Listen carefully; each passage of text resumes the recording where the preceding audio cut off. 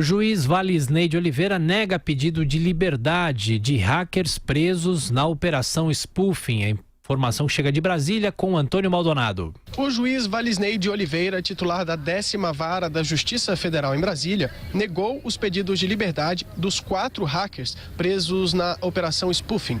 Eles permanecerão encarcerados pelo menos até o término do prazo da prisão temporária na quinta-feira. A pedido dos advogados, o magistrado autorizou os suspeitos a terem pelo menos um banho de sol por dia. Além disso, concordou com a transferência de Suelen Priscila de Oliveira para a Superintendência da Polícia Federal.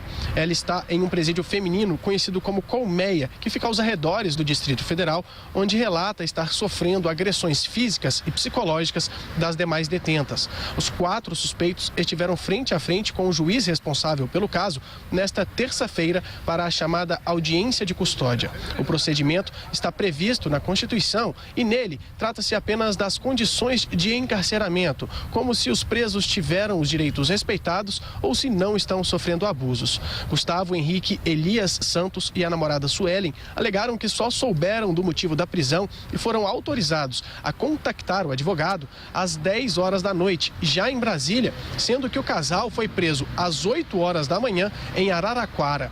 Eles disseram que desde o momento em que os policiais entraram na residência onde dormiam, passaram a sofrer agressões psicológicas, sendo chamados de criminosos pelos agentes. Gustavo, inclusive, afirmou que estava nu no momento da abordagem e que só foi autorizado a colocar uma roupa após 10 minutos quando uma agente mulher entrou no recinto. O advogado do casal, Ariovaldo Moreira, acredita que assim que ficar comprovado que Walter agiu sozinho, os clientes dele poderão ser colocados em liberdade.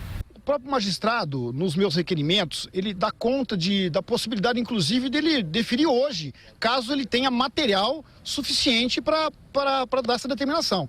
Ele nega os nossos requerimentos, né? Nega os nossos requerimentos referente à revogação da temporária, justamente porque ele não tem material para dar uma decisão.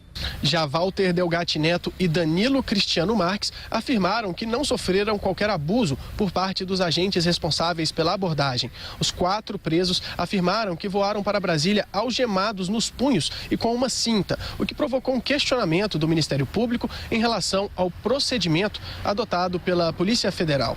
O fato é que eles permanecerão presos em Brasília até pelo menos quinta-feira, que é quando acaba o prazo da prisão temporária. Ao negar o pedido de liberdade apresentado pelos advogados logo após as audiências de custódia, o juiz Valisney de Oliveira argumentou que os elementos que o levaram a prorrogar a prisão temporária determinada no último sábado ainda não foram superados. Dentre esses argumentos apresentados pelo magistrado está justamente a possibilidade de que os suspeitos destruam eventuais provas de envolvimento com o caso. De Brasília, Antônio Maldonado. É correta a manutenção da prisão, Constantino? Não, sem dúvida, várias coisas, né? Vamos lá, habeas corpus, é óbvio que eles têm que continuar presos. Pessoas que invadiram os celulares de quase 1.000 autoridades, incluindo ministro, juiz, procurador, presidente da República, eles não podem ficar soltos, eles seriam um perigo para as investigações, né? Uma ameaça para a condução das investigações. Então é óbvio que tem que ficar preso e o crime é da maior gravidade, né? Inclusive podendo ali flertar com a questão da segurança nacional e tudo. Em relação a esse vitimismo, né, de sofrer pressão psicológica, e aí fala que foi chamado de criminoso, olha, isso aí também é o seguinte, é óbvio que nós temos sempre que nos preocupar com eventuais excessos e abusos do poder público, né, e defender ali os direitos individuais. Isso é uma coisa óbvia. Eu, falando desde um liberal, isso é evidente. Agora, esse mimimi, esse excesso de vitimismo que nós vemos cada vez mais no mundo de hoje, em especial aqueles que cometem delitos, né, é uma coisa impressionante. Toda hora que o cara é pego fazendo alguma coisa errada, um crime, alguma coisa assim, ele banca a vítima, né? Tenha a paciência. Então, tem que continuar as investigações, como eu disse, eles têm que continuar presos durante isso, esse processo todo, e tem que parar com essa coisa de vitimismo e bancar o tempo todo a vítima. Foram eles os algozes, os criminosos, os marginais, nesse caso, não são vítimas.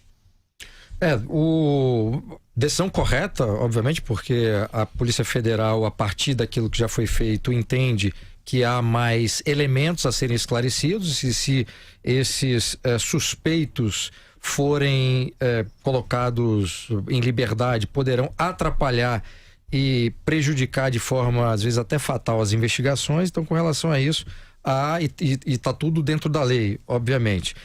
E no momento em que, como nós falamos aqui mais cedo, a Polícia Federal investiga, apura pagamento para esse grupo, inclusive por moeda virtual, que é o caso do Bitcoin. E o que essa informação diz é que a polícia acredita ou tem elementos para acreditar que esse grupo recebeu pagamento para fazer essa operação de invasão dos aplicativos para furtar esse conteúdo. Essa é uma informação importante e, se ela for apurada, nós vamos saber, e eu espero que nós conseguimos ter essa informação, quem foi que pagou, e aí todo o novelo vai ser desenrolado.